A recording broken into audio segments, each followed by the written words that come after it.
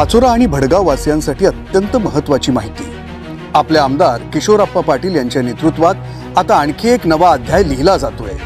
मतदारसंघातील विद्यार्थ्यांच्या हिताला केंद्रस्थानी ठेवून किशोरप्पा पाटील बहुउद्देशीय संस्थेच्या माध्यमातून आपल्या पाचोऱ्यात नर्मदा इंटरनॅशनल स्कूलची सुरुवात होते आणि याच निमित्ताने भव्य अशा ज्ञानोत्सव महोत्सवाचं आयोजन करण्यात आलंय।